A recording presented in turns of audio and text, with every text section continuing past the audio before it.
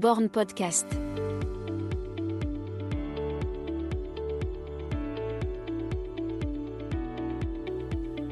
Arrivé à notre rendez-vous au Jardin de l'Europe à Annecy dans une doudoune On sans manches dorée, Fabien était élégant comme tout athlète de la marque suisse qui se respecte. Sympa, sociable lors de notre rencontre, j'ai senti une fois les micros éteints, en revenant dessus, que ma première question sur l'image discrète qu'il renvoyait au public l'avait piqué au vif. Réfléchi, stratège, lucide sur les enjeux de la communication chez un athlète professionnel, Fabien sait ce point important mais perfectible chez lui. Mais il ne pensait pas autant. Lors de cet entretien, j'ai découvert un homme parfaitement éclairé sur les modalités de l'entraînement, perfectionniste, juste dans l'effort, avec une approche moderne de l'athlétisme et une vision à long terme de sa carrière. Un athlète sûr de lui, professionnel. Une rigueur payante puisque 5 jours après cet enregistrement, Fabien abaissera son temps de référence sur 10 km à Lille. Une perf IA. Fabien Palco, professionnel, bonne écoute. Bon, salut Fabien. Salut Pierre. On est chez toi à Annecy, merci de me recevoir. Et avec plaisir, bienvenue à la maison. Pour moi, tu illustres parfaitement le demi-fond français. Je m'explique un peu. Ouais, c'est-à-dire Tu représentes vraiment tout ce demi-fond, assez discret, qui travaille dans l'ombre. J'exclus Jimmy Gressier quand même de ça. Ouais. Mais vous êtes toute une équipe où je trouve que vous travaillez bien dans l'ombre. Vous ne faites pas de bruit, je ne sais pas si c'est le milieu aseptisé de l'athlète qui vous a moulé comme ça ou si c'est vous, votre personnalité de cette génération qui fait que vous donnez cette image un peu lisse, c'est pas péjoratif, mais un peu lisse au demi-fond français. Mais pour moi, tu illustres parfaitement ça. Tu en as conscience de ça Pas trop justement parce que en fait on n'a pas le regard qu'on a en fait de soi-même au quotidien, à l'entraînement. Justement, je pense, je suis discret, je pense aussi par soit ma communication sur les réseaux sociaux, soit par le fait que je ne vais pas interagir sur des sujets que ce soit divers et variés, qu'importe. Après, c'est surtout que ce qui est important, je trouve, en fait, à la base de la course à pied, c'est quand même un sport qui est assez difficile, où on a beau s'entraîner, tout soit très rigoureux, qu'on fasse une préparation parfaite, comme ça a été le cas dans ces dernières semaines ou mois, et le jour J, ça ne passe pas pour X raisons. Et je pense que ceci fait qu'on aura plutôt tendance à vouloir vraiment s'entraîner, faire les choses bien, et s'il y a un coup d'éclat, c'est le jour J, mais éviter de se mettre soit une pression supplémentaire en annonçant ou en fanfaronnant avant ou en communiquant beaucoup. Mais il y a beaucoup de choses à dire sur le sujet. mais tu vois, je pense à Jimmy Gressier, j'y pensais là en venant.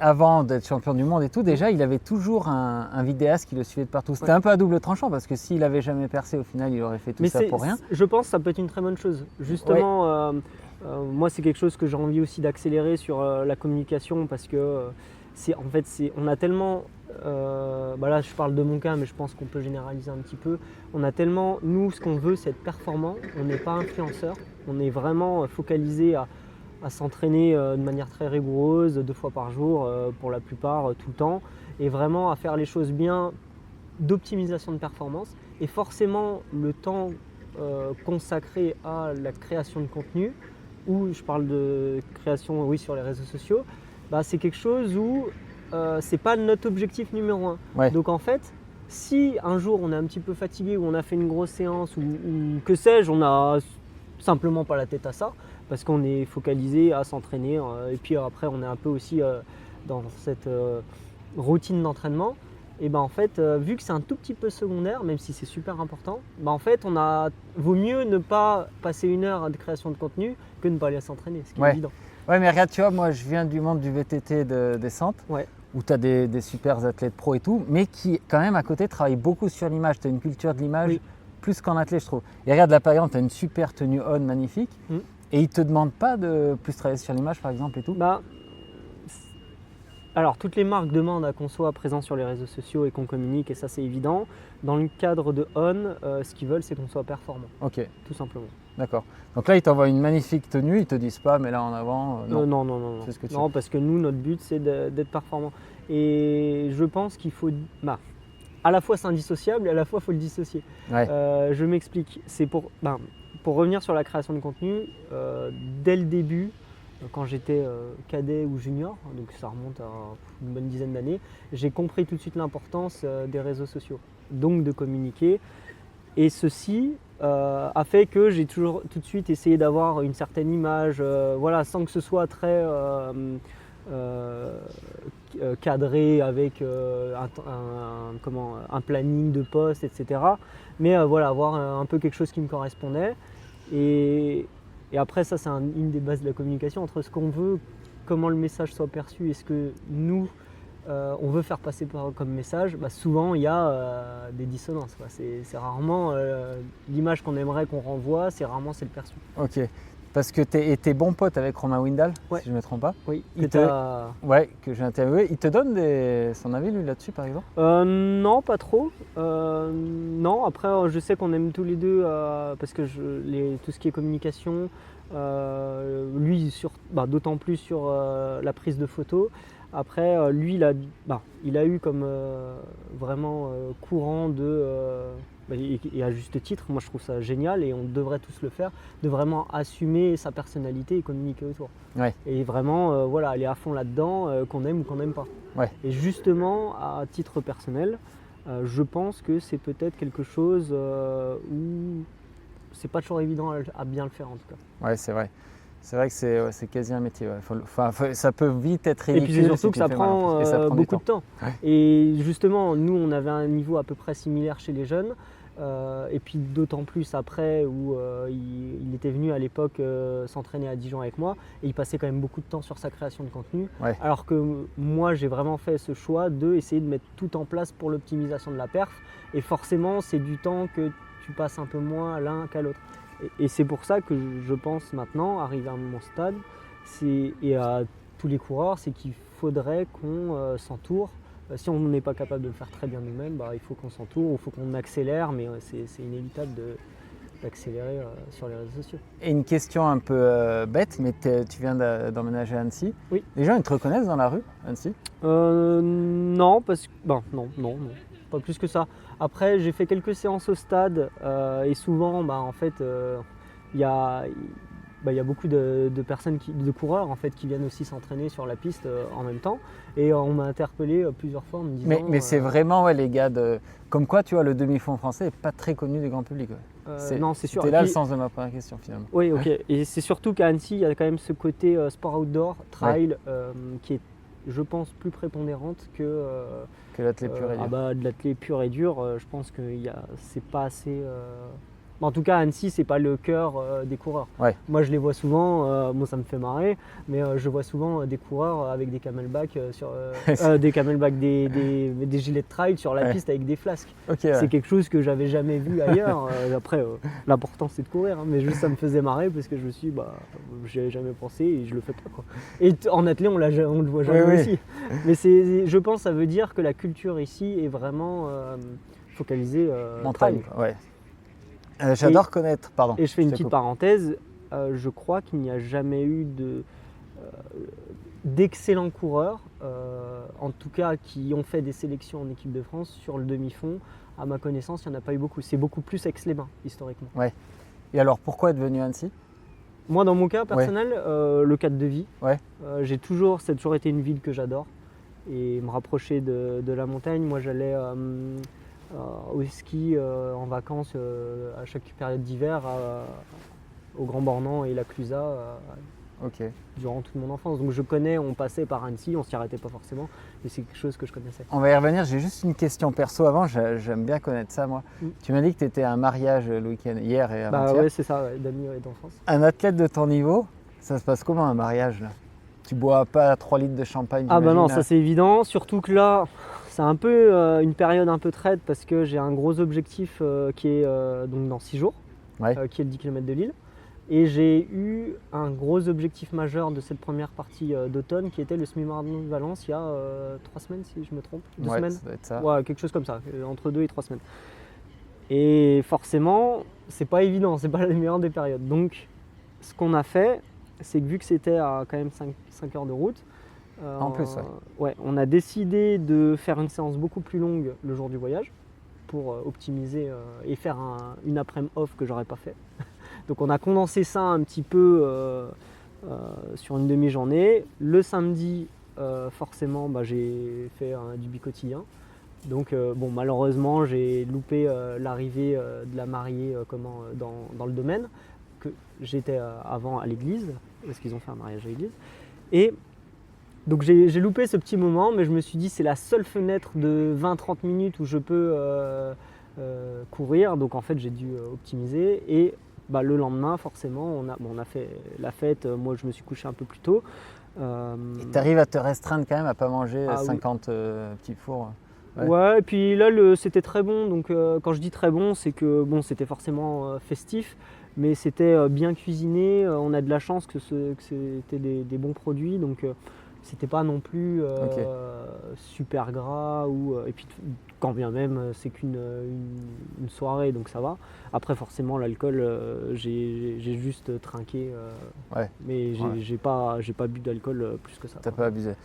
Ok. Bien au contraire. Et par contre, le dimanche matin, le lendemain, quand tout le monde dormait jusqu'à 10-11 h, j'ai fait ma sortie longue prévue. Donc ma semaine a été classique. Ok, assez classique. C'est juste que j'ai essayé d'agencer les choses avec le coach pour faire en sorte que ça matche au mieux. Mais forcément, tu es un peu fatigué parce qu'au lieu de te coucher à 22h30, 23h, tu te couches à minuit ou un peu plus. Quoi. Et tu étais au club de Dijon, donc, c'est ça? Oui. Ouais. Et donc tu es venu à Annecy. Au niveau coaching, comment tu as géré ça? Tu gardes ton entraîneur? Oui, en fait c'est surtout que depuis fin 2023, mon coach historique qui était Rémi Geoffroy, donc coach du Dijon Université Club, qui a maintenant pris sa retraite de coach, après tant d'années de coaching. Et notre collaboration s'est arrêtée à cette période-là, mais je suis resté à Dijon et je m'entraînais toujours sur les créneaux club, et juste avec un coach à distance qui est Vincent Guyot. Depuis maintenant fin 2023, et j'ai continué tout simplement, et on continue notre collaboration. Ok, et tu es venu à Annecy, et pourquoi finalement pas rester dans le club de Dijon?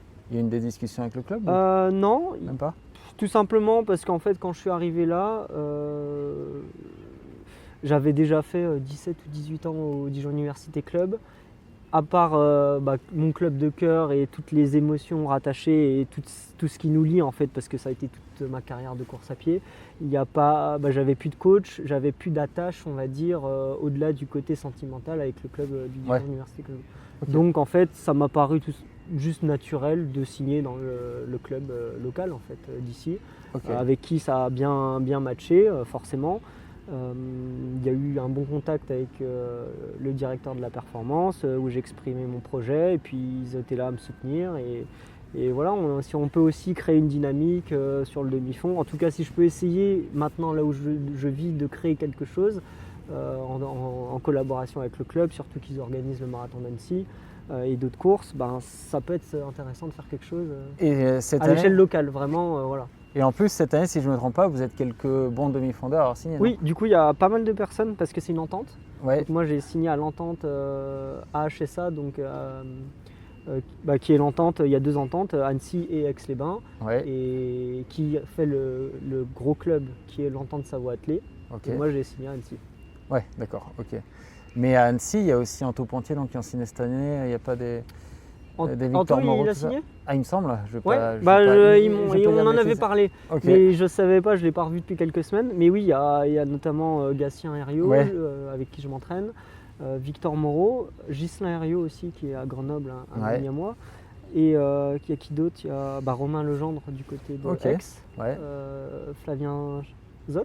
Ah oui, ok. Ah, oui, donc il y a aussi une politique de recrutement que moi je trouve très bien. Ouais. Okay. De créer une dynamique. Là, l'objectif, ça va être de faire podium aux interclubs. Voilà. Donc, ça aussi, c'est très satisfaisant. Là où à Dijon, moi j'ai toujours voulu qu'on monte, mais bon, vu qu'il n'y avait pas ces recrutements non plus, donc c'était un peu aussi frustrant de voir que des fois on montait, des fois on descendait. Et ça aussi, ça va être très intéressant de vraiment à l'échelle du club aller chercher des médailles. Et au niveau du spot en lui-même, donc pour t'entraîner, là tu es quoi? Tu es sur une période de 10-21 km là? Tu t'allonges un peu ou pas du tout? Comment? Les distances, tu comptes allonger un peu cette année? Oui, pas cette année en 2025. 2026, on ne sait pas, ça dépendra de... Je me laisse encore en fait ce panel de diversité et surtout que la manière dont on s'entraîne, dans le système d'entraînement dans lequel on est, à mon sens, on peut être. La preuve, en fait, j'ai progressé du 3000 au 10 km et sur semi aussi. Ouais. Donc en fait, on a cette amplitude et même sur 1500 mètres. J'ai Ouais. oublié le 1500 parce que j'en ai pas fait beaucoup, mais j'aurais battu mes records. J'ai regardé, je crois que ta meilleure perf, largement. c'est le 3000, non? Oui, c'est possible. Ouais, ça va être le 3000, hein. 740, c'était avec. Il n'y avait pas Gressier d'ailleurs, c'était cet hiver là, non? Oui, c'était cet C'était hiver. pas à Non, Boston? il n'y avait pas de Jimmy. Non. Si, c'est à Boston, mais il n'y avait pas de Jimmy. Ah, il n'y avait dans pas la de course. Jimmy là. Ok. Mais le 5000 que j'ai fait avec Jimmy, il y avait. Il y avait C'était cette course-là, ouais. et Romain Legendre. Et Romain on était Legendre. Ok. Et oui, donc je parlais Annecy, le spot en lui-même, c'est intéressant. Tu disais avant Ouais. qu'il y avait quelques pistes. Ouais, en fait, justement, ouais, il y a, en termes d'infrastructure, il y a la piste d'Amby, Anne-Sylvieux, Ouais. qui a été refaite il y a 3-4 ans. Donc Ok. là, c'est une piste neuve, voilà, très récente. Et là, ils sont en train de refaire la piste du Parc des Sports, donc Ouais. d'Annecy. Et elle est prévue pour le 17 novembre. Ok. Et pour faire tes seuils, parce que souvent on voit le lac d'Annecy d'un œil touristique, c'est agréable, mais c'est peut-être chiant non, d'enjamber les chiens, les touristes. C'est comment là? En fait, là où il y a beaucoup de touristes, c'est là où on est à, je dirais, sur un rayon d'1 kilomètre, 2 kilomètres. Mais après, dès qu'on s'éloigne, justement, Ok. c'est très plaisant, à part le dimanche matin où il y a un peu de monde. Mais à part ça, franchement, moi qui ai emménagé en août, où il y avait toutes les vacances scolaires d'été, j'ai pas eu de... Alors oui, il y a du monde, mais justement, passer ce 1 kilomètre, c'est super plaisant. Ouais. Et puis le matin, moi, je m'entraîne à des horaires où il n'y a pas grand monde. Les Ouais. gens sont au boulot. Tu pars souvent en Font-Romeu t'entraîner? Oui. Ouais. Il n'y a pas un petit spot par ici, un peu d'hôtel? Enfin, il n'y a rien par ici? J'ai Tu pourrais j'ai courir. pas creusé la question. En fait, le problème, c'est qu'il n'y a pas de piste proche. Ouais. Ou alors tout de suite à plus d'1 heure, je crois. Et c'est surtout pour les parcours de footing. Déjà, Font-Romeu, il faut prendre beaucoup la voiture, mais on est à 10-20 minutes. Dans les Alpes, je sais pas trop, il y a peut-être Tignes, mais c'est en termes Tignes, d'infrastructure. il n'y a pas de piste, c'est- ouais, ouais, non, en tu peux fait, pas. même en termes d'infrastructure et de parcours de footing, si à chaque fois il faut Peut-être prendre. Chamonix, non? Je sais pas. Mais Cham, c'est D'accord. pas en altitude. Cham, c'est pas en altitude? Non. Ouais. Donc en Ouais. fait, être à 1600, 1800 ou 2000 mètres, en fait, non, il n'y a pas de. Ouais. Et tu y vas combien de fois par an à Font-Romeu à peu près? Alors, en Font-Romeu 2 à 3 fois, mais de manière globale, l'idée c'est de faire 4 séjours, au moins 4 séjours en altitude, Ok. 4 semaines. C'est Ok. c'est le projet, c'est ce qu'on essaye de faire, ce que j'ai réussi à faire cette année, et on va essayer de continuer ça. Tu parlais de ski, tu te permets d'en faire encore un peu? Ou Non, t'as peur de te blesser ou c'est non, que oui, il y a trop de risques. trop de risques? Ouais, Ouais. beaucoup trop de risques. Ouais, ça va. Et puis ça vaut pas le coup, parce que j'en avais refait il y a 6-7 ans. Ouais. 2 heures ou 3 heures. Et en fait, moi qui aimais bien skier à l'époque, en fait, tu prends pas de plaisir. Si parce t'es que, sur les freins, t'es ouais, sur c'est les pas- freins. c'est pas agréable. En tout cas, moi, comment je vois le ski, c'est pas comme ça, quoi. Ouais. Donc, non. Mais j'ai arrêté. En fait, du moment où j'ai commencé l'athlé, j'ai arrêté le ski. Et puis, tous les sports à risque. Ouais. Puis, mais c'est surtout que maintenant, j'ai plus le temps. Quand tu t'entraînes 2 fois par jour, tous les jours sauf le dimanche, t'as pas le temps, en fait. Tu peux nous refaire un peu ton historique? T'as percé un peu par le cross, non? Je crois que t'es un très bon crossman. Ouais, c'est ça. Oui, alors ma première médaille nationale, c'était en cadet 2 au France de cross. Ouais, c'est ça. Ouais. Ouais. Dans le cross. En individuel? En individuel. Ouais. Et après, j'ai enchaîné. En junior 1, je dois faire 2e derrière Vanders. Et Ok. en junior 2, je gagne. Ouais, c'est ça, ouais. Ok. Et après, comment Et t'as après, la comment t'as piste. vu ta carrière? Ouais. Ça a décollé. En fait, j'ai toujours eu étonnamment cet attachement à la piste et vouloir être bon sur piste. Alors, je sais pas pourquoi, Ouais. mais j'ai toujours eu ce truc-là, et surtout qu'avant la route, c'était pas comme aujourd'hui. Ouais. C'est-à-dire que maintenant, tu peux être un bon junior et très peu aller sur piste. Oui. Même si ça peut, en termes d'entraînement, ça se discute. Mais en tout cas, tu peux le faire. Et puis monter tout de suite sur semi-marathon et marathon à une vingtaine d'années, quoi. Tu veux dire que c'est devenu une discipline à part entière, quoi. C'est ça que tu veux dire? Oui, et puis il y a l'engouement, Ouais, c'est ça. la notoriété, il y a tout qui fait que la route, c'est attractif. Ouais. C'est vrai que quand j'interviewe des mecs qui ont, je sais pas, une dizaine d'années de plus que toi, ils ont presque pas de référence sur route. Ça me fait toujours rire parce qu'il y a Oui. moins de courses sur route avant. Bah oui, et puis Ouais, et puis il y a eu forcément en 2019 ou 2018 les chaussures qui ont quand même Et tout qui l'engouement ont tout bouleversé, que ce soit les distances, le fait de pouvoir en refaire un semi ou un marat, ce qui n'était pas le cas avant. Et comment tu choisis tes courses sur route là? Donc tu as pris Valence, tu vas chercher des chronos là aujourd'hui? Oui, clairement. Clairement, moi, c'est l'objectif, c'est de courir le plus vite possible, être le plus performant possible.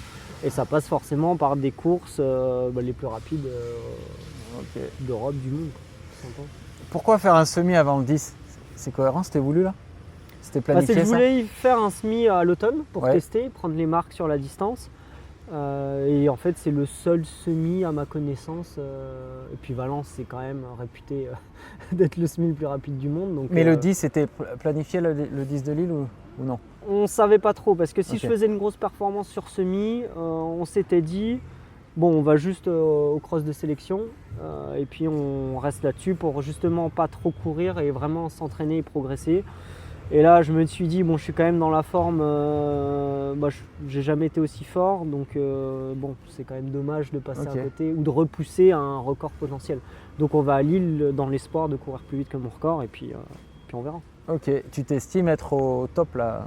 Enfin, t'as jamais été aussi fort? En tout cas, même au-delà de ça, en reprise, je n'ai jamais fait une aussi bonne reprise que maintenant. Ok, et là tu te fies à quoi? À la sensation, à telle allure et tout? Nous, on a la chance dans l'entraînement de mesurer avec au lactate. En fait, on utilise le lactatomètre tout le temps dans nos entraînements. Quand je dis tout le temps, c'est surtout sur nos séances de course à pied et surtout de nos séances de seuil notamment, et même quand on va plus vite.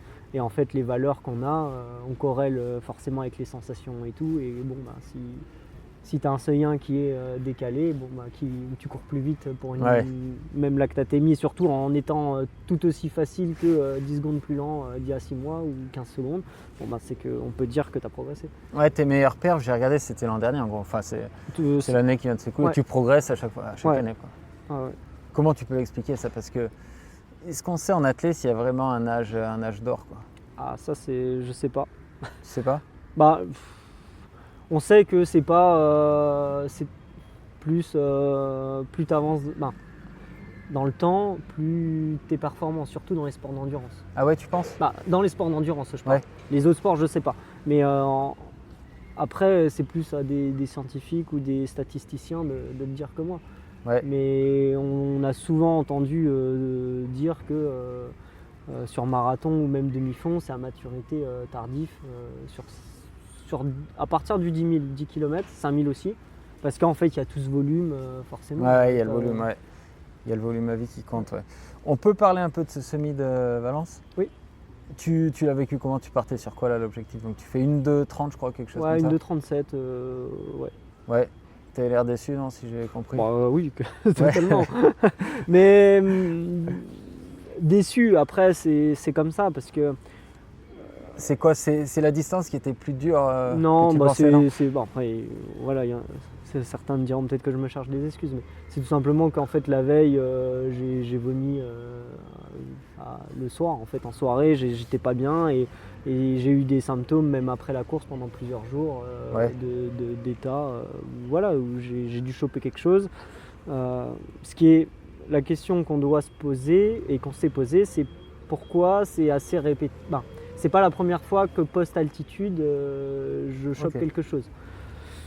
Après là, est-ce que c'est vraiment le coup de pas de bol ou peut-être à l'entraînement, je sais pas moi, soit on est passé un tout petit peu trop de fatigue, ou soit forcément quand tu es sur une prépa semi qui demande beaucoup, à 10 jours je me sentais un peu fatigué, mais j'avais fait une séance spécifique où j'avais jamais été aussi bien, donc on est toujours un peu sur la corde quoi. Normalement on essaie de pas trop l'être, mais forcément en fin de prépa je suis beaucoup moins sur la corde que quand je m'entraînais avec mon ancien coach, où là j'étais plus sur la corde souvent parce qu'on faisait plus d'intensité, mais là ça me correspond bien, et je pense que c'est pour ça que je suis beaucoup plus régulier aussi, juste pour dire un mot là-dessus, depuis un an où je bats mes records, et même à chaque quasiment sortie sur 10 km je progresse. Mais là sur le semi, pour en revenir au semi, Et pourquoi te lancer sur le semi alors? Tu t'es pas dit la veille, j'y vais pas. Pourquoi? Parce que tu as coupé, moi dans mon cas j'avais coupé 8, 9, 10 jours. J'aurais pu couper plus et je me suis dit non, on rattaque, j'ai envie de faire un semi pour voir là avant cette fin d'année. Non, pardon, je veux dire la veille quand tu es malade. Ah oui. La veille quand tu es malade, tu te lances. Justement, en fait, c'est la réflexion que je me suis dit. Je me suis dit, tu as fait quand même des choix forts et voilà, tu as pris un peu moins de vacances, tu t'es réentraîné tout de suite. J'aurais pu faire une reprise encore plus cool et progressive. Tu t'es dit, bon, allez, tu remets le couvert tout de suite. Alors, je dirais pas qu'on a pris des risques, mais on est monté assez vite en volume, ça s'est bien passé. Tout s'est bien goupillé. En fait, tu pars en stage en altitude, tu fais un super stage. Et là, tu te dis, est-ce que c'est parce que tu vois, j'ai vomi une fois ou deux la veille et que tu te sens pas bien? Les autres sur la ligne de départ, et puis personne n'a forcément à savoir que tu es malade, quoi. Donc tu assumes et tu te lances dans ton protocole au réveil qui sonne. Et au réveil qui sonne, je me suis dit, c'est un nouveau jour, on verra bien. Tu vas jusqu'au bout. Ouais. Et si pendant l'échauffement ou même pendant la course, tu te sens pas bien, là, il n'y a aucun souci, tu vas pas te mettre en danger ou traîner ça pendant plusieurs jours. Sauf que étonnamment, jusqu'au 10, ça va super bien. Et après, au 12-13, ça coince un peu, mais je me suis dit, tu sais pas, c'est peut-être le semi et tout. Et en fait, je pousse jusqu'au 16, et au 16, j'explose complet. Et j'ai même pas, en fait, là, je sais pas pourquoi, j'ai même pas pensé à arrêter, quoi. Tu passes au 10 en combien, ça 28-44, je crois, quelque chose comme ça. Ouais. Donc base 1h01. Et je me suis dit, et surtout que j'avais des bonnes sensations, je me suis dit, reste avec le groupe, économise-toi et t'attaques, mais attends avant. Okay. Attends avant de secouer le cocotier, et sauf qu'en fait, 2 bornes après, la réalité m'a rattrapé. Et je perds 1 minute en 5 km, ce qui n'est pas normal. Ouais. Tu peux pas. Et pourtant, je me suis alimenté comme j'ai pu pendant la course. J'ai tout bien fait, mais c'est pas passé. Et là, c'était pas des nausées, c'était quoi là? Qu'est-ce qui t'a... Là, je pense que j'ai pas pu faire les réserves.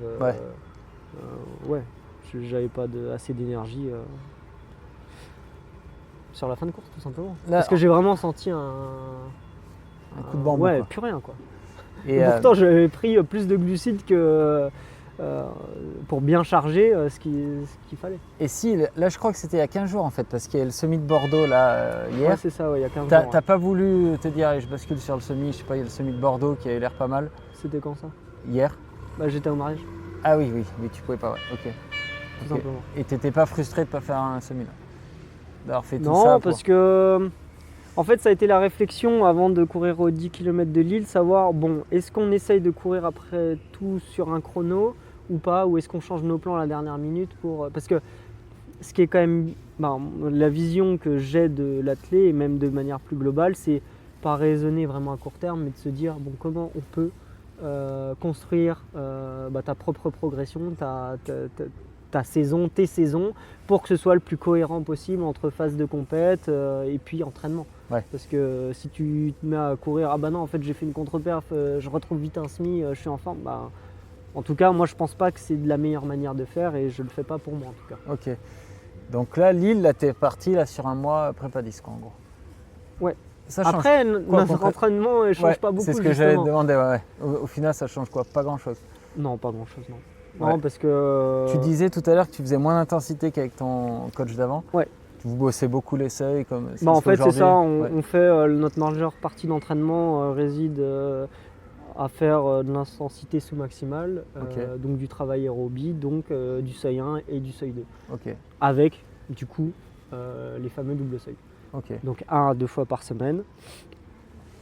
Et si c'est pas 2 fois, c'est qu'une fois un double seuil et puis un seuil 1 ou un seuil 2. Et ensuite quelque chose d'un peu plus intense où on va au-delà. Et un peu plus intense, c'est quoi? Tu peux donner un exemple? Nous on appelle ça VO2 max parce qu'on ne court pas forcément à VMA, donc à une allure spécifique, mais au-dessus en fait du seuil 2. Mais des fois on va vite et des fois un peu moins. Donc des fois du spécifique, des fois juste des milles un peu plus rapides que le seuil 2. Et voilà. Des fois on fait un peu des trucs, des séances un peu plus plus rapides. Et ce qu'on appelle un peu vulgairement VMA courte, t'en fais quasi plus. C'est-à-dire VMA courte? Je sais pas, des 300, non, des 300, ça fait longtemps que j'en ai pas fait. Non. Ah ouais, t'en fais quasiment, ouais. Ou des 400. Ça peut être des 400 à VO2. Donc pour moi, ça va être quand au seuil, je suis à 67 sur 20 x 400. Par exemple, VO2, ça va être 64, 63. Ok. Ah ouais, Donc un peu plus vite. Mais ouais, c'est ça, pas. T'es jamais à genoux, quoi. Ouais. Ah non, ok. jamais. Non. Ouais. C'est ça qui est étonnant. Et là, tu te fies au lactate Là-dessus. sur le VO2. Ouais, plutôt, ouais. Ouais. On essaye. Ok. Et En tout cas, on le mesure. Ouais. Après, des fois on est un peu au-dessus, des fois on est un peu au-dessus. Voilà. Et vous faites encore un peu de séance de côte, des choses comme ça? On ne fait pas de séance de côte. Ah ouais, ok. Non, alors ça, faut plus demander au coach. Non, parce qu'en fait, on essaye aussi j'imagine, de garder un peu. Ça, c'est une bonne question. Pourquoi? Je ne sais pas exactement, mais un peu cette mécanique d'aller quand même vite sur la piste, de courir un peu sur des allures. Du coup, ça fait proche du 5000 en fait, ou du 3000. Si c'est des 200, voilà, on est quasiment en 30 de 200, donc quelque chose comme ça. Et avec le temps, on a l'air de savoir que ça marche sur piste et sur route, toute cette notion de seuil. Par contre, en cross, je n'ai rarement parlé avec des athlètes. Tu sais si tu vas te sentir prêt en cross là? Ah oui, bien avec sûr. Avec ça, ouais. Et justement, c'est ça qui est étonnant. Après, je ne sais pas si c'est par mon historique de coureur qui a couru dès mes 3 ans en forêt avec mes parents, parce qu'ils faisaient de la course d'orientation et du coup je faisais de la course d'orientation. Donc toutes ces notions d'appui, jouer avec le terrain, je pense que c'est plutôt inné. Ouais. Et justement, je fais plus de spé-cross et même avec mon ancien coach, on en faisait quasi plus. Ouais. Les dernières, c'était sur la piste, on en faisait une fois peut-être par an et encore. D'accord. Okay. Donc non, je dirais que à mon sens, c'est probablement plus intéressant de vraiment travailler sur ces fameuses zones physiologiques et l'intensité qu'on veut y mettre, mais qu'après qu'on soit sur un terrain un peu, sauf si on n'a jamais fait de cross, forcément, il faut y aller. Mais nous, notre génération qui avons fait tous les crosс depuis jeune, on a couru 50 fois en cross, je ne sais pas combien de fois de notre vie, toutes les spé-cross avant. Okay. En tout cas, je ressens pas du tout le besoin. Ah ouais, et cette montée dans le rouge un peu cardio, ça va pas te faire. On le fait. Tu le fais quand même un peu. On le fait à l'entraînement. Ouais, tu le fais quand même. En fait, tout ce qui est aspect physiologique ou ce qui est de l'effort en lui-même du cross, ça on peut le faire à l'entraînement, mais on n'a pas besoin d'aller sur un parcours. Ouais, mais si tu es toujours beaucoup en sous maximal, tu vois. 80%. Oui, mais on n'y est pas tout le temps. Ouais, en fait. C'est ça le truc, c'est qu'on pense que c'est préférable d'accorder plus d'importance sur ces développements aérobies de base en fait, avec du sous-maximal, que de passer justement l'inverse, 80% du temps à haute intensité. Ok. Et avant un 10, est-ce que tu vas quand même faire des spé vraiment allure, respect de l'allure ou non? Tu t'en fous, tu as travaillé les zones, tu sais que tu seras prêt le jour J? Là, on n'a pas fait de spé 10. J'en ai déjà fait cette année. Pour préparer le championnat d'Europe sur 10 km route ou même Lille en mars. Là, j'ai fait des spé 10 km. Mais là, même moi, je ressens. Après, ça, c'est vraiment personnel, mais j'ai tellement confiance et je suis tellement serein dans vraiment plutôt enchaîner les semaines, progresser sur les fondamentaux, donc les seuils. Et quand on a quelque chose de plus rapide, être bien sur des 400, des 1000 mètres plus rapides. En fait, je ressens pas le besoin de faire. Je sais que je vais être prêt. En fait, et j'en suis convaincu de ça. Et je pense que cet aspect-là, j'ai pas besoin de me rassurer. Et comment tu définis l'objectif chrono alors? Tu veux faire un peu mieux que la fois d'avant, j'imagine. De toute façon, vous, il n'y a plus de marge, c'est plus à 40 secondes. Oui, là, non plus. Tu le sens en fait. Tu le sens. Typiquement, j'ai fait un truc qui se rapproche d'une spé 10 km justement 10 jours avant. J'avais 10 000 dedans, mais j'avais au milieu de la séance, c'était 3 fois 1000.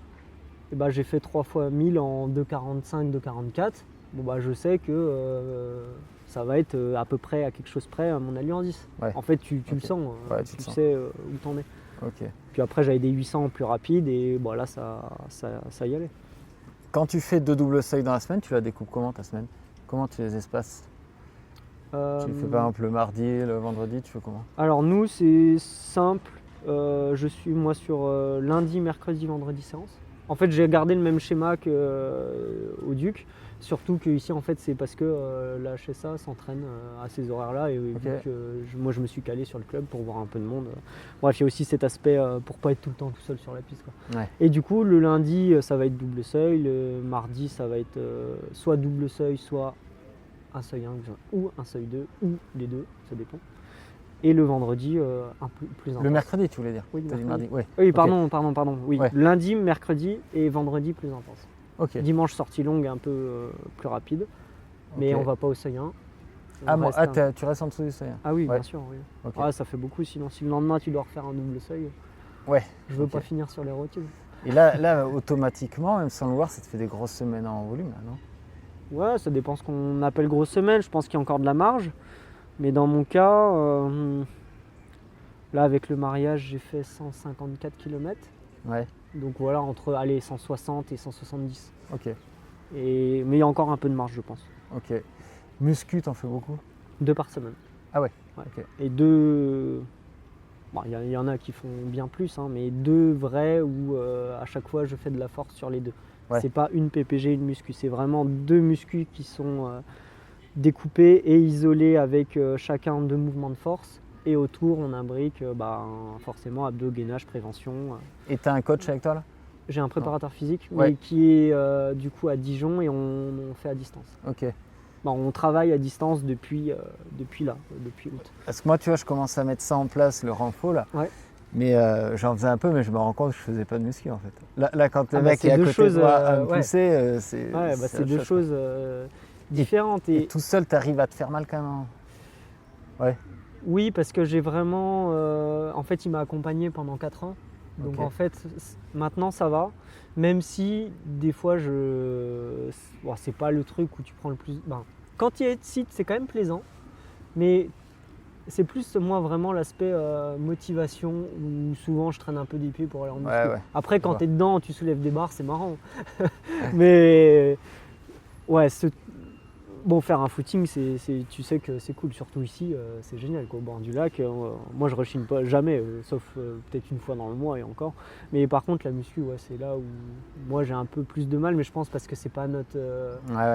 Et je pense que c'est beaucoup de coureurs qui sont comme ça. Je sais pas, mais je suppose. Les doubles seuils, on en parlait, on l'a évoqué tout à l'heure, là l'hiver il risque de faire froid ici. Ouais. Les doubles seuils sur tapis, t'en fais un peu? Ouais, justement, j'ai pris un abonnement à une salle pour aussi le tapis. Ils ont des très bons tapis. Et du coup, faut qu'ils soient bien calibrés, parce que.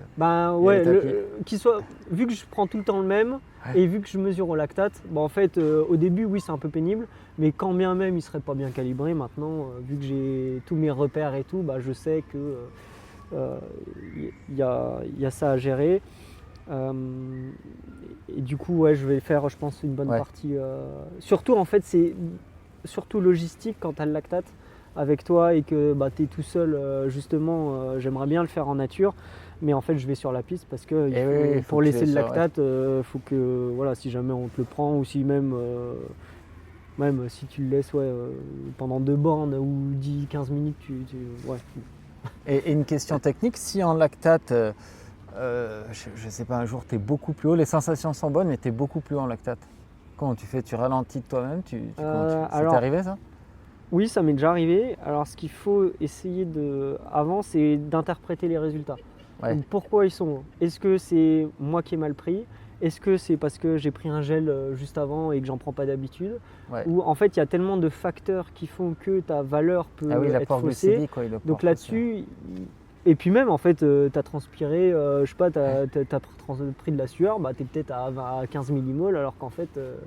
donc c'est là où une valeur brute comme ça, c'est pas qu'on n'en tient pas compte, mais si des fois c'est vraiment étonnant, par exemple tu es super bien et là tu vois un truc bizarre, tu refais ton effort, la valeur elle va pas forcément influencer. Par contre si là tu reprends et que tu es sûr de toi, tu te dis c'est bizarre, je suis trop haut, là tu ralentis un peu, tu ajustes. Ok, tu ajustes, Mais il faut pas en fait tirer des conclusions à chaque fois trop hâtives. Surtout avec quelque chose où on sait qu'on n'est pas entre l'appareil qui a une petite marge d'erreur, ce que tu as mangé, les conditions climatiques, en fait il y a tellement de variables qu'il ne faut pas prendre des chiffres bruts comme ça.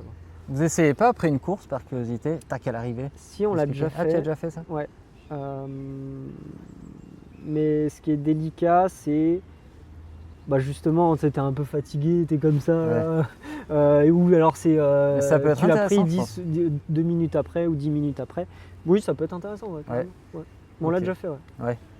Le 10 de Lille, tu connais un peu la start list et tout là? Ça va s'organiser comment? Pas trop, non, je crois pas. Non. Mais je pense que l'année dernière, il y a eu le record d'Europe d'Étienne. Ah oui, parce qu'il y en a 2, je sais jamais quand est-ce que c'est. Ouais. Donc c'est au mois de... C'est à ce mois-là, ouais. Il y sera, Étienne? Non, il est en vacances. Ah oui, il est en vacances. Pour lui. Ouais. Ok. Les marathons, ça te plaît? Je pense que ça peut vraiment me correspondre par mon gabarit, ma foulée, etc. C'est juste que pourquoi j'en ai pas fait avant, parce que je pense que j'ai cette intime conviction que je peux aller encore plus vite sur la piste. Ouais. En fait, on en revient toujours au même. C'est ce truc pour la piste, je sais pas pourquoi j'ai du mal à. Mais ça, c'est peut-être plus. Et pourquoi tu as l'impression de ne pas avoir fait le boulot sur piste? Non, je pense que j'ai pas du tout. Tu t'es pas exprimé complètement? Ouais, ça c'est sûr. Ouais. Ça c'est sûr. Ok. La preuve avec mon 3000 en salle. Ouais. Où moi le premier, je me suis dit, mais en fait, on n'a pas fait de spécifique 3000, on le fait un peu comme ça après le 5000 en étant un peu fatigué. En plein hiver, je bats des 14 secondes mon 3000, je me dis bon, il y a peut-être quelque chose à aller chercher. Et c'est quoi alors le problème sur le blocage sur piste? Trouver les bonnes courses, avoir la bonne forme au bon moment. Cet été, ça ne s'est pas passé comme on a voulu. Faut que tout soit aligné, je pense, pour à chaque fois sortir. Et puis du temps, tout simplement. Je pense que dans un an, je serai encore mieux, l'été prochain, et ainsi de suite. Mais la route, j'ai quand même envie d'y venir parce que je prends de l'âge aussi et je ne vais pas repousser éternellement. Donc c'est pour ça la question du marathon, c'est une bonne question. Est-ce que ce sera plutôt automne ou hiver 2026 ou 2027? Ça, je ne sais pas encore. Ça dépendra de cet hiver et de cet été. Je crois que tu as une sélection sur 10 000 pistes. Ouais. Tu l'as vécu comment ça, le 10 000? Alors le 10 000, j'en ai fait plusieurs. Ah, tu en as fait plusieurs? Ouais. Non, j'en ai fait combien? J'ai dû en faire 2 Coupes d'Europe. Et ça m'a pas toujours très bien réussi. Le seul 10 000 que j'ai fait avec mon nouveau coach, c'était en reprise. J'avais eu un sale hiver où justement j'étais tombé malade un mois d'intervalle. Donc en fait j'ai eu un hiver catastrophique. Et on a fait un 10 000 au bout de 9 semaines d'entraînement et c'était trop juste. Ouais. Du coup, surtout le 10 000 où il faut vraiment musculairement être prêt parce que c'est pas la route. Et en fait, j'ai bien parti pas sur des bases très élevées. En fait, j'ai sauté musculairement, j'étais pas prêt. Quoi. Ah, t'en souviens celui-là là. Ah ouais, et puis j'ai dû faire quoi? Justement 28-44, ce qui est moi maintenant mon temps de passage sur C8. Qui ne l'est pas, mais c'est là où je passe. Bref. Et sur 10 000, ça n'a pas toujours été une franche réussite. Mais j'ai hâte d'en refaire un avec le système d'entraînement dans lequel on est maintenant. Ok. Et là, je suis très curieux. Et ce sera peut-être cette année. Cette année, en mars. Tu as l'air calé sur l'entraînement, de bien aimer tout ça, le lactate, toutes les données. Ouais, tout ça m'intéresse. Et je crois que tu es avec ta énergie, non? Je dis pas de bêtises. Ouais. Et comment tu gères l'apport glucidique en séance là? Ça aussi, tu as changé avec le temps? Ça, justement, il faudrait que je sois un peu plus rigoureux avec travailler avec un ou une nutritionniste. Ça, je vais le mettre en place bientôt.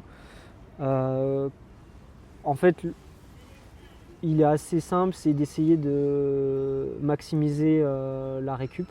Ouais. Donc avec un apport glucidique pendant, avant, c'est logique, avant chaque séance, mais pendant. Et aussi juste après pour vraiment en fait avoir un maximum de refaire ses réserves tout de suite pour la fois d'après. Ce qui est l'entraînement du soir en double seuil ou le footing. Parce qu'aujourd'hui tu le fais vraiment comme ça vient quoi. Ouais, t'as pas de plan? Non, j'ai pas de plan précis. Après je sais que globalement j'ai une boisson isotonique pendant l'effort, un gel au cas où. Ou un gel, ça dépend, soit une boisson iso, soit un gel. Et par contre, je prends souvent un gel juste après la séance, histoire de recharger un peu. Même si c'est pas son utilité initiale, j'aime bien parce qu'au moins tu sais que tu as tes 33 grammes de glucides. Mais pendant un double seuil, tu n'en prends pas forcément donc, tu disais? Si, justement. Ah si? Ouais. Ok. Enfin, pendant la séance, oui. Oui, pendant, oui. Okay. Une boisson iso, maintenant c'est tout le temps.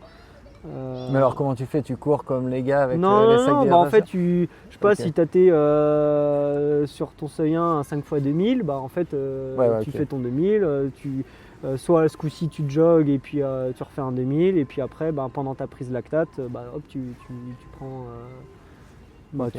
tu bois, tu t'hydrates et avec la boisson ISO et c'est reparti. Et sur le semi, donc toi qui le cours en 1 heure en gros, Mm. tu avais une stratégie nutritionnelle? Oui, ça a été de prendre un Tu gel, te souviens? bonne question, au 9e. Ok, il y avait un gel, ouais. Ouais, un gel complet, et j'ai essayé justement, en fait, quand je sentais que que je commençais à sauter, j'en avais un deuxième en prévention. Si je faisais tomber le premier, on s'est dit vaut mieux être prévoyant, et là j'ai dû prendre la moitié au 15e. Je sais que c'était trop tard, mais je voulais pas en fait ne pas le supporter, vu que c'est beaucoup de glucides quand même en 1 heure. Et j'en ai pris un peu avant le départ aussi. Voilà. Ouais, à la caféine avant le départ. Et toi, Mais parce que aussi j'ai été malade la veille et que j'avais pas fait mes réserves. Ouais. Mais le plan c'était un seul, et au cas où, un petit bout au 12 ou 13e justement. C'était pas le 15e, justement, pour qu'il fasse un peu effet à la fin. Ok, ouais. Ouais, mais là, tu as l'air moins calé que sur le lactate. Là, tu vois. Ouais. Après, c'est aussi le fait d'essayer, en fait, c'est aussi plus récent pour moi. Ouais. Le lactate, ça fait plusieurs années. À part prendre, si en sortie longue, maintenant je prends tout le temps un gel. J'essaye quand même vu qu'on ne fait pas du marathon, et quand bien même en faisant du marathon, je pense que je ferais ça. Il faut vraiment aussi habituer le corps à prendre le gel en courant, le tolérer, et l'assimiler, et pour essayer d'augmenter un peu, d'assimiler plus de glucides à terme, surtout sur marathon en fait. Mais ça, je sais déjà penser pour... Tu as pas mal de sélections en équipe de France. Est-ce que tu penses aussi ta carrière en fonction des opportunités que tu peux avoir? Par exemple, des sélections sur 10? Ouais, c'est évident. Ouais. Ok. C'est aussi pour ça que le 10 km de Lille en mars, on l'a fait pour le 10 km des championnats d'Europe en avril. Ok. Oui, forcément, ça... Après, le problème, c'est que maintenant, il y a beaucoup de sélections plus qu'avant, et il y a aussi beaucoup plus de courses à chrono qu'avant. Donc maintenant, la problématique, c'est de faire des choix, parce que sinon, on courrait tout le temps. Ouais. Et c'est ça le plus frustrant, je dirais maintenant. Ok. Mais en gros, tu essaies de combiner un peu courir après le chrono. Exactement. Ouais. Et là, sur ce 1000, si je faisais un gros chrono, ça aurait pu m'aider potentiellement pour la sélection. Je sais plus, l'année prochaine, c'est quoi les championnats du monde en septembre, si je dis pas de bêtises, de course sur route? Je sais pas. Je crois que c'est ça. En tout cas, il y a un championnat sur route, et oui, vu que c'était les Europes cette année, ouais, c'est ça, il y a les championnats du monde. Et tu vas essayer, ça t'a réussi cet hiver, de faire un peu de salle là encore? Ouais. Initialement, le plan, en fait, si je faisais un bon semi, du coup, je mettais l'accent sur mes points faibles, donc la salle. Essayer de courir un peu plus vite. Je me dis, c'est toujours ça de gagner sur semi ou même sur marathon. Là, c'est aussi en réflexion, même si je pense que je vais faire une saison sur salle, mais c'est pas décidé encore. Ok. Dans tous les cas, ce sera soit la salle, soit la route. Mais Ok. la salle, ça peut être marrant. Ouais. Mais tu laisses sous-entendre qu'il y aura peut-être un semi au printemps? Ça dépendra en fait, on Ouais. peut pas tout faire. Donc, ouais, franchement, là, c'est pas. On va déjà faire le 10 km de Lille, les crosses, et puis on verra ensuite. Ok. Mais donc tu disais 2026, il n'y aura pas de marathon, normalement. On sait pas. Ah ok. Même moi, je sais pas encore en fait. Ça dépendra beaucoup de la saison. Là, pour le coup, c'est sûr, estival, l'été. Mais si je fais pas les championnats d'Europe sur 5 ou 10 000, il faudra peut-être passer à monter sur la route. Ouais. On verra. Après, ce qui veut dire aussi monter sur la route, ça c'est, je pense, un sujet que tu as dû traiter, ou que tu traiteras peut-être avec beaucoup, c'est cette compatibilité entre le marathon et la route et la piste. Et on le voit, il y en a beaucoup à qui ça leur réussit plutôt pas mal. Ah oui, complètement, ouais. Est-ce que le titre de Jimmy Gressier va changer quelque chose à l'athlète français? En tout cas, pour moi, oui. Ouais. Dans quel sens? Personnel, je me suis dit... Tu te dis que tout est possible en ça? Ah ouais, Après, Jimmy, c'est aussi quelqu'un de très talentueux, quelqu'un qui est très sérieux, il sait ce qu'il veut, autant mentalement que physiquement. Il le mérite vraiment, ce titre. mais il a aussi montré que c'était possible. Ouais. Parce qu'une médaille, c'est déjà, ou même un top 8, c'est déjà exceptionnel. Surtout quand on voit le niveau et qu'on sait le niveau que ça, c'est le. Faut pas oublier que, en tout cas, tout ce qui est 10 000 pour moi, c'est là où il y a le plus de densité, je pense, au monde en fait, tout simplement. Ouais. Tout le monde peut courir, tout le monde court, et c'est là où il y a une des plus grosses densités au monde, et il est le meilleur de tout ça. Donc en fait, je pense qu'il a brisé quelques barrières. Okay. Et j'ai hâte de voir justement ce que lui va continuer forcément, mais ce que les Français au global en coureur, ce que ça va faire. Ouais, ce serait bien, mais la jeune génération, là, quand tu vois les chronos sur 10, c'est impressionnant, là, les Français. Là, notamment à Bordeaux. Ah oui, à Bordeaux. Tu vois la densité maintenant sur 28-10, et moins, c'est exceptionnel. Mais c'est très bien. Ouais. C'est très bien. Quelle est la distance? Tu n'as pas fait de marathon, mais qu'est-ce qui te fait le plus rêver, toi, en ça? C'est le marathon aussi ou pas? Pour moi ou pour toi? Pour moi. T'aimes le regarder à la télé, le marathon? Oui. Après, vu que j'en ai pas couru, c'est difficile à dire. Qu'est-ce qui me fait le plus rêver? En tant que spectateur? Ouais, en tant que spectateur. J'aime bien la piste. Hein. Ouais, t'aimes bien? Ouais, ce côté... il faut vraiment être stratège.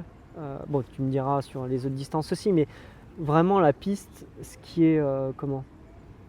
moi, ce qui me fascine, c'est vraiment...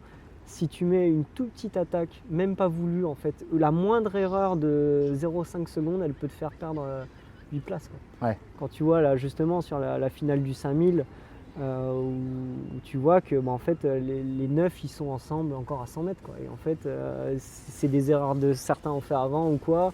En fait, et tu l'as toi cette science de la course, justement, cette lecture? J'essaye de faire le moins d'erreurs possible. Après, ça reste... ça reste du sport, et tu as beau essayer d'optimiser, tu peux en faire malgré tout des erreurs. Mais ça, j'aime bien cette science-là. Ouais.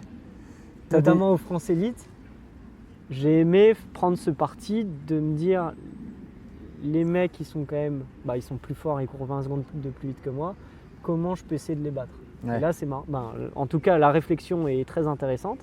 Et quand tu es dedans, tu essayes d'optimiser, et c'est pour ça que j'ai laissé partir quand Jimmy il se coule le cocotier, mais vraiment de manière brutale. Moi je me suis dit, la seule manière que j'ai d'optimiser, c'est de revenir gentiment, quitte à ça ralentit jamais, et là j'aurais perdu, mais à 4 tours je reviens sur eux, c'est juste que ils étaient trop forts, quoi. Donc j'étais cuit. Ouais. J'étais justement pas assez fort. Et comme idole en athlète, t'en as? T'aimes les autres sports? Tu fais d'autres sports un peu? Non. Non. Je fais pas trop d'autres sports. Est-ce que j'ai des idoles en athlète? Pas particulièrement. Je m'inspire de... Si, j'ai quand même pas mal de sources d'inspiration. Est-ce que je suis... Ton autre question, c'est est-ce que je suis d'autres sports? Est-ce que tu fais d'autres sports? Est-ce que tu aimes les autres sports? À pratiquer, oui. Oui. J'aimerais bien faire un peu de vélo, surtout ici le cadre il est propice. Mais non, je suis pas plus de sport que ça. Ok, mais du vélo, t'en fais pas? Tiens, non, j'ai pas de vélo. Non. Ah ouais? Non, t'en fais pas du tout? Non. Ok. À part pour mes déplacements quotidiens, mais non, parce que j'ai toujours pensé qu'il fallait plus courir. Ouais. Et mon coach est d'accord avec ça. Vaut mieux qu'on rajoute un peu plus de volume à pied que... Après ça se défend, mais moi qui n'ai pas cycliste en fait à la base, le temps d'adaptation, je pense qu'on serait perdant. Vaut mieux que je fasse 10 bornes de plus dans la semaine. Et je t'ai pas demandé de métier, t'es quoi toi? T'as fait quoi comme étude? Alors, de métier, j'ai de la chance de vivre du sport. Ouais, mais et de formation, j'ai fait école de management. Ok, d'accord. Et tu sais ce que tu feras après carrière? T'as réfléchi à ça? J'y ai réfléchi, mais... plus tard possible, franchement, j'aime tellement ce que je fais que j'ai plus envie trop d'y penser, quoi. Ouais. Je fais ce que je fais, et puis en fait aussi avec toutes les opportunités qui peuvent se présenter à nous de manière globale, en fait, on peut pas savoir, quoi. Et au niveau des blessures, si on n'en a pas parlé, est-ce que t'en as régulièrement? Non. Non. J'ai de la chance là-dessus. Je tombe plus malade que j'ai de blessures. Ouais. Donc je dois composer avec ça, mais non, pas de blessure. Avant qu'on se quitte, on m'a demandé, je révèle jamais mes sources, mais de te demander combien tu mangeais d'hamburgers par semaine. C'est beaucoup ? Non, une fois. Ok. Ouais. Là, sur l'alimentation, tout ça, tu fais attention ? Pas trop, justement. Ouais, s'il y en a qui écoutent encore jusque-là et qui me connaissent, il y en a, ils vont se marrer. Mais oui, je fais plutôt gaffe. Ouais. J'essaye de manger sainement, avec des produits de qualité, pas trop transformés, etc. Ça, je fais un gros effort là-dessus. Après, en ce qui me concerne, la grosse difficulté, ça va être de manger assez. Parce que j'ai pas forcément énormément d'appétit. Donc la grosse difficulté, ça va être ça, avoir assez de calories et de bonne qualité. Ouais. Et ça, c'est mon challenge actuel. Ouais, mais si justement, t'apportes au moins la calorie par le hamburger, quoi. Ouais, après, voilà, j'en mange pas tous les jours, mais on veut me coller cette image. Même si, non, moi, je suis un bon vivant, j'aime bien manger de manière globale. Ouais, ça, c'est sûr. Bon. J'aime bien la gastronomie française et tout, quoi. Merci Fabien, j'espère que je t'ai pas trop pris de temps, ça doit faire une petite heure qu'on parle. Ouais, très bien. Bon, merci beaucoup et à bientôt. Merci à toi. De rien, à bientôt.